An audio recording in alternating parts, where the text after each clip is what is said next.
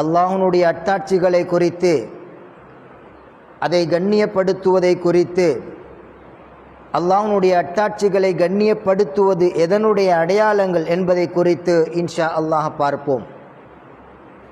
ரப்புல் ஆலமீன் அல்லாஹ் அவன் பாதுகாப்பதற்கு எவைகளையெல்லாம் பொறுப்பாக ஏற்றுக்கொண்டானோ அவைகள் அனைத்துமே அத்தாட்சிகள் என்று பொதுப்படையாக சொல்வோம். கஅபத்துல்லாஹ், அல்லாஹ்வுடைய ஆலயம், அவன் பொறுப்பேற்றுக் கொள்கிறான்.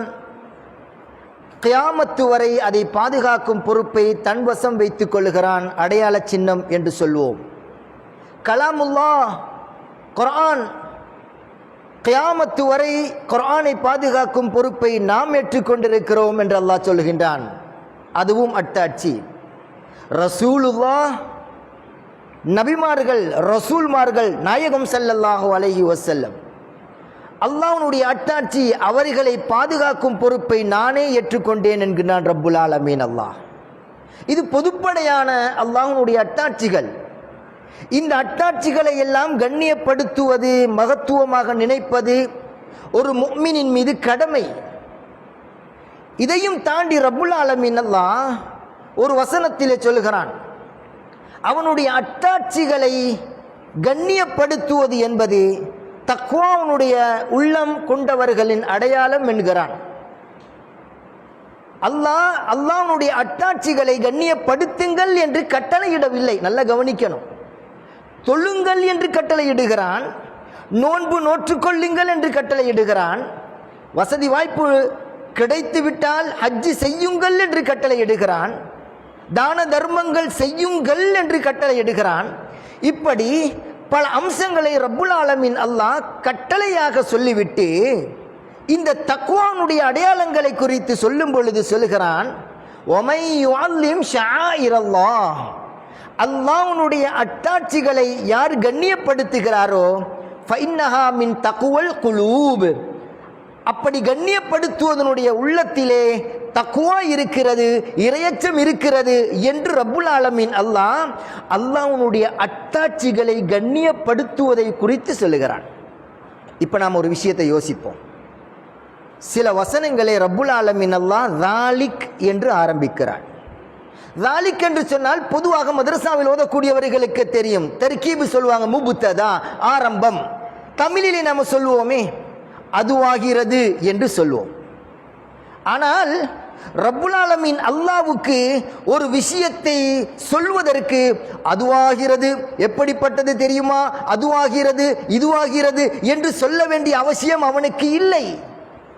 அப்படி இருந்தும் கூட சில ஆயத்துக்களை தாலிக் என்று ஆரம்பிக்கின்றான் என்றால் குர்ஆனுடைய கலையில் தேர்ச்சி பெற்ற முஃபஸ்ஸிரீன்கள், விரிவுரையாளர்கள் அந்த தாலிக்கு விளக்கம் சொல்வார்கள்.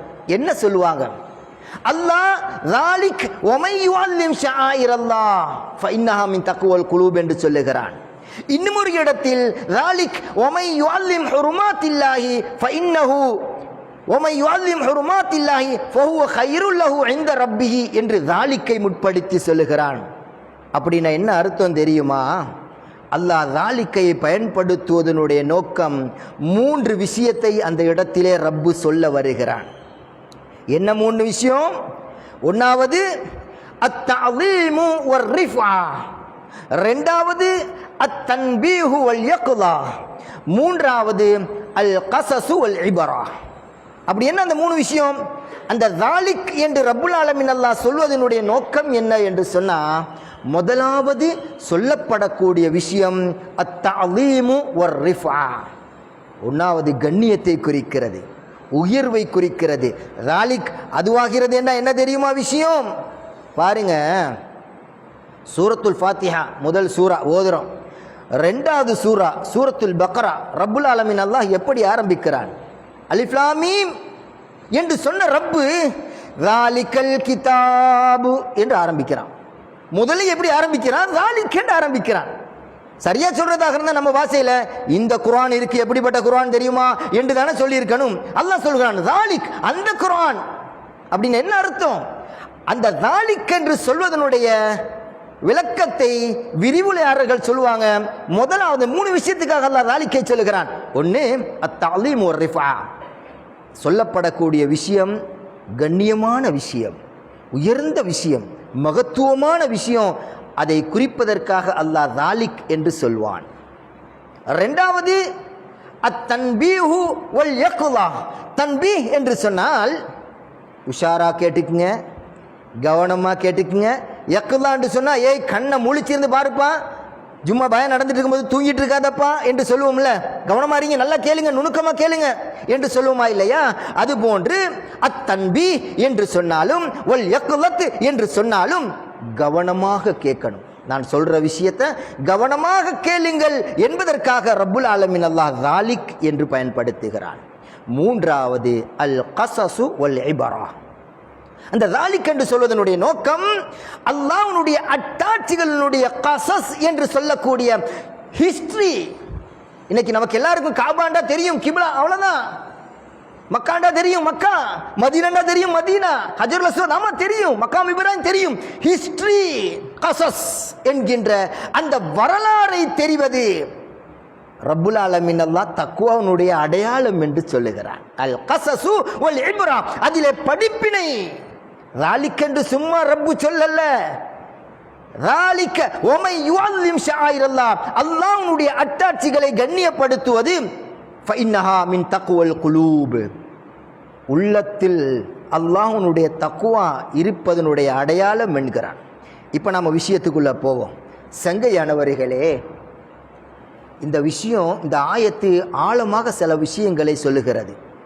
அல்லாஹ்வுடைய அட்டாட்சிகளை கண்ணியப்படுத்துவது தக்வாவுடைய அடையாளம் என்று சொன்னால், அந்த அட்டாட்சியோடு சம்பந்தப்பட்டவர்களும், அந்த அட்டாட்சியோடு சம்பந்தப்பட்ட வரலாறும், அந்த அத்தாட்சியோடு சம்பந்தப்பட்ட இடங்கள், இவை அனைத்தையும் கண்ணியப்படுத்துவது தக்வாவுடைய அடையாளம் என்கிறார்கள் முஃபஸ்ஸிரீன்கள். அதனால தான் அல்லாஹ் தாலிக் என்ற வார்த்தையை சொல்லுகிறான். செங்கையானவர்களே, அல்லாஹ்வுடைய அட்டாட்சி நிறையா. இப்போ நம்ம பொருத்தமாக இப்போ ஹஜ்ஜிக்கு போகிறாங்க, அதனால் நம்ம அது சம்பந்தமாகவே பார்ப்போமே. ஆனால் காபாவை எடுத்துக்கொள்வோமே, சுபஹானல்லாஹ், ஆதம் அலைஹிஸ்ஸலாத்து வஸ்ஸலாம் அவர்கள் முதல் எல்லா நபிமார்களும் பராமரித்து பாதுகாத்து வந்த காபா. இந்த காபா வெறும் கிப்லாவாக மாத்திரம் நாம் பார்க்கிறோம். காபா என்ன நம்ம சொல்லுவோம், அல்லாஹ்வுடைய இல்லம், வேற கிப்லா, அவ்வளவுதான் நமக்கு தெரியும்.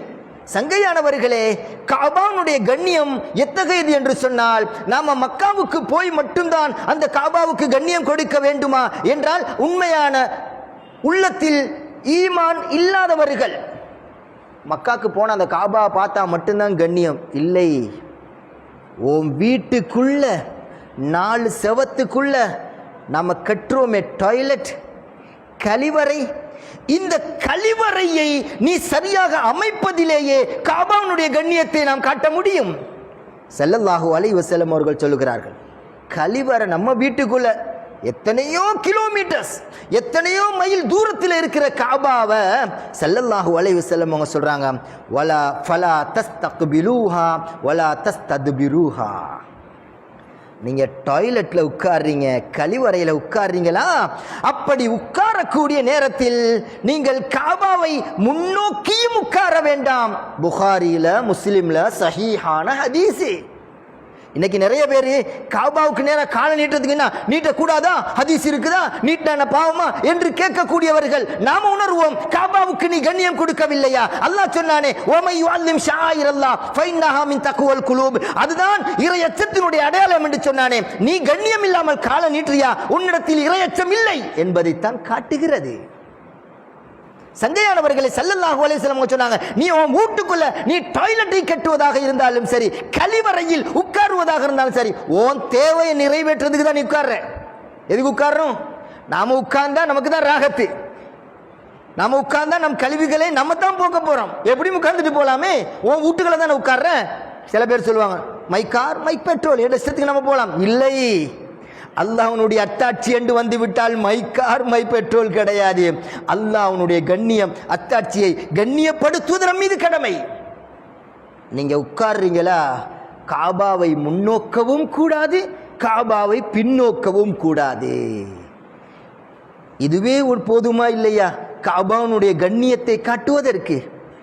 இதுவே இந்த ஒரு அத்தாட்சியே போதுமா இல்லையா?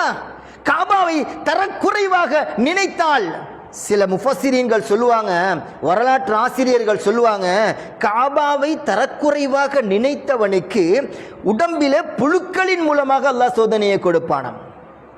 ஒரு மன்னர் ஸல்லல்லாஹு அலைஹி வஸல்லம் அவர்கள் பிறப்பதற்கு 500 ஆண்டுகளுக்கு முன்னால், மன்னனுடைய பெயர் ஞாபகத்தில் இல்லை, இடையில் ஞாபகம் வந்தால் இன்ஷா அல்லாஹ் சொல்வோம். காபா எப்படி இருந்தது தெரியுமா? வெறும் கட்டிடமாகத்தான், போர்வை போற்றப்படவில்லை. இப்ப நம்ம போர்வை போத்திருக்கில்ல, அந்த நாளையில ஸல்லல்லாஹு அலைஹி வஸல்லம் அவர்கள் பிறப்பதற்கு 500 வருஷத்திற்கு முன்னால் போர்வை இல்லை, வெறும் கல்லு தான் இருந்துச்சு, சுத்தி கட்டி இருந்துச்சு.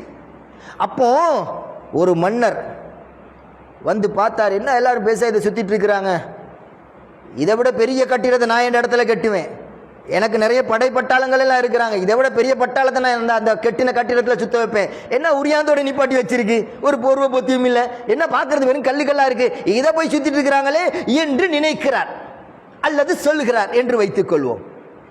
திடீரென அவருக்கு உடம்புல புழுக்கள் எல்லாம் வெளியில ஓட ஆரம்பிச்சிருச்சு.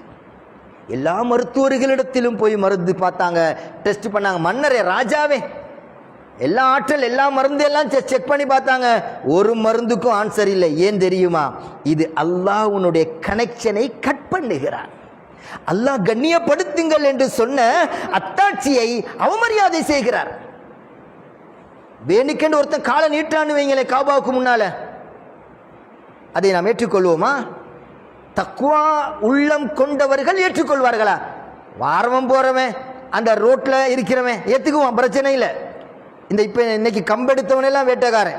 இன்னைக்கு சோசியல் மீடியாவில் இந்த சோசியல் மீடியாவில் என்ன பண்ணுறாங்கன்னா, பேசுகிறவன் எல்லாம் மார்க்கம் பேசுகிறான். சுப்ஹானல்லாஹ், எல்லாரும் மார்க்கம் தெரியும்.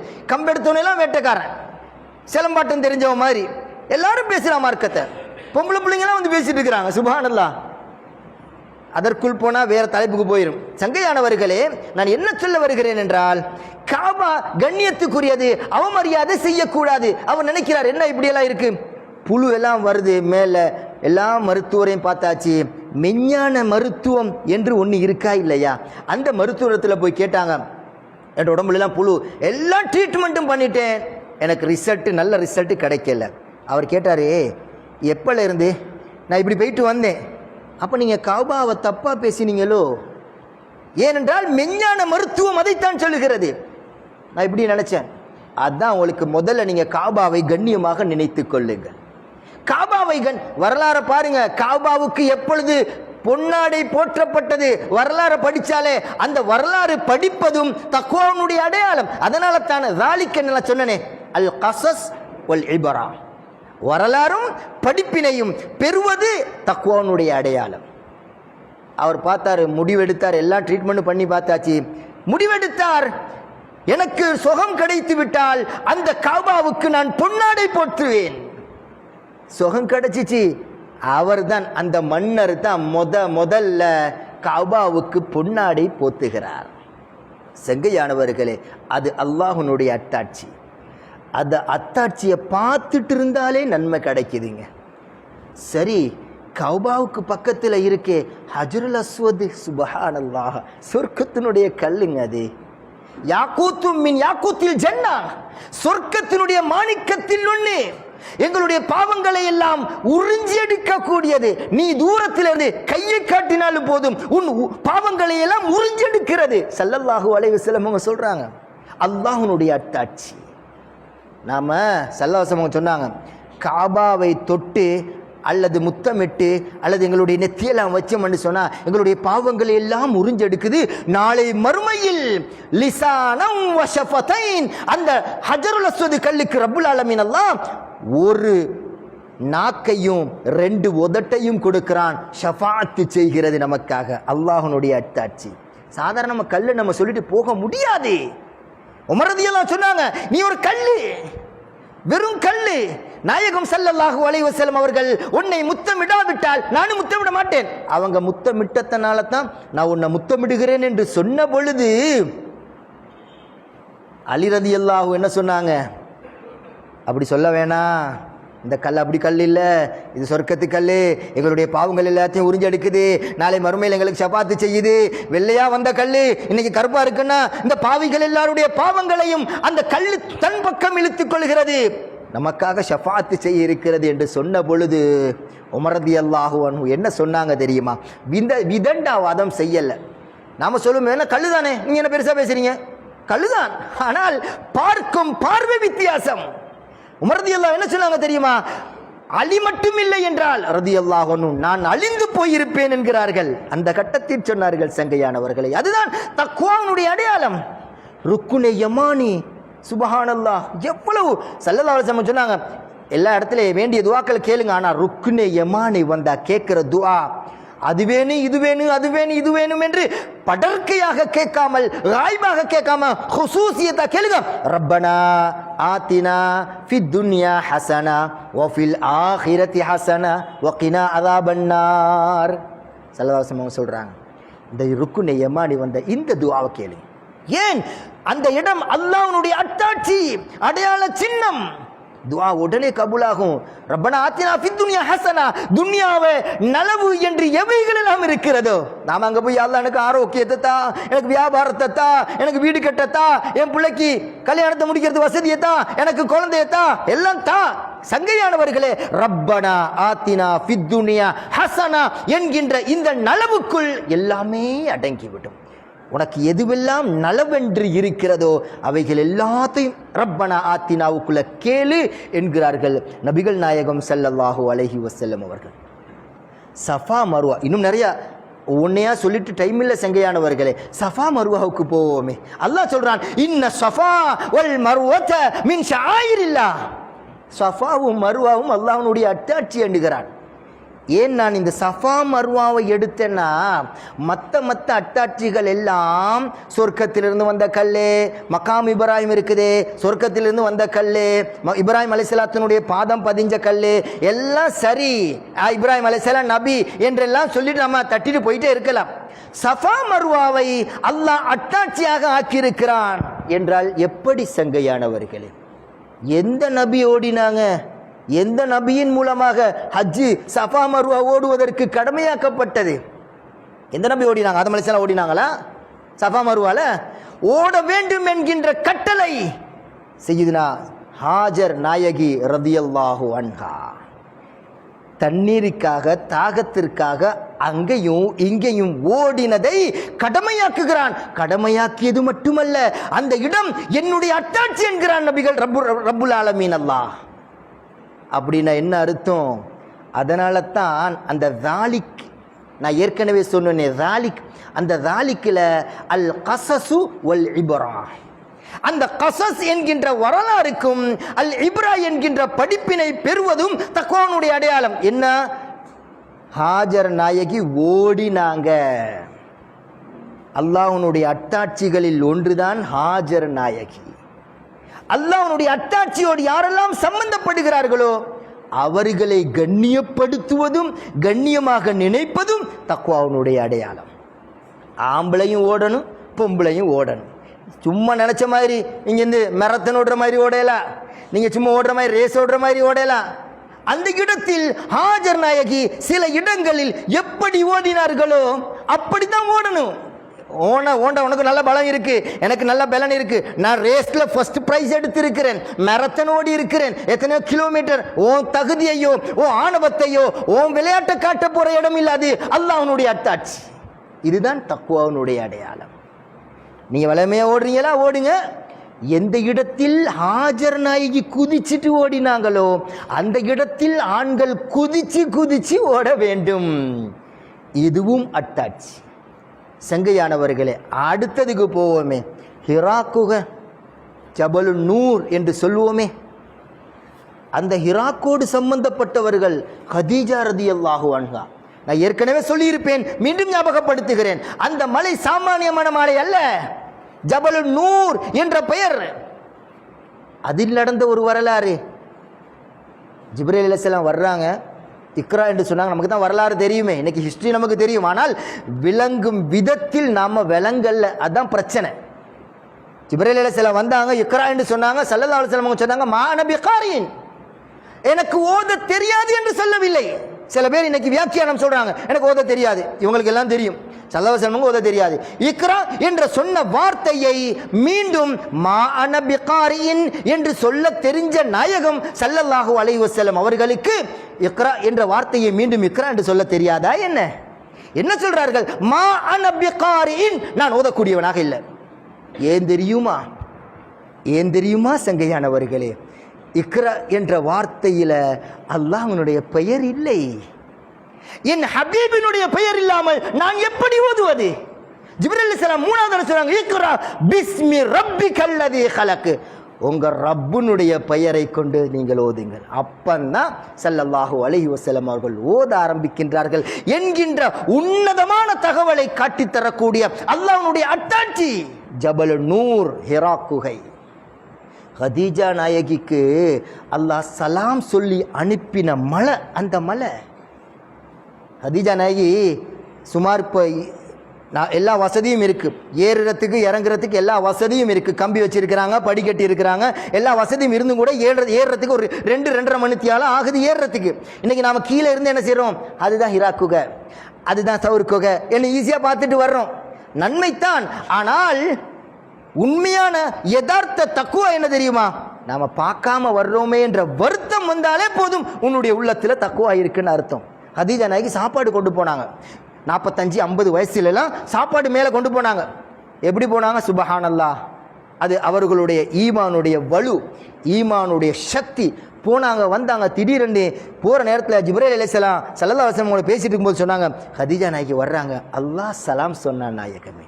அல்லாஹ்வுடைய சலாத்தை பெற்ற 2 பெண்களில் மரியம் அலைஹிஸ்ஸலாம், 2வது ஹதீஜா ரலியல்லாஹு அன்ஹா. அந்த சலாத்தை பெற்ற இடம் ஜபல் நூர், அல்லாஹ்வுடைய அத்தாட்சி. அதை கண்ணியப்படுத்த வேண்டும் என்கின்ற எண்ணம் யாருடைய உள்ளத்தில் இருக்கிறதோ, போய் பார்க்க முடியலையே என்ற வருத்தம் யாருடைய உள்ளத்தில் இருக்கிறதோ, எனக்கு பார்க்க கிடைச்சிச்சே என்கின்ற சந்தோஷம் யாருடைய உள்ளத்தில் இருக்கிறதோ, தக்வாவுடைய அடையாளம். சங்கையானவர்களே, இன்னும் நிறைய சொல்லிக்கொண்டே போகலாம்.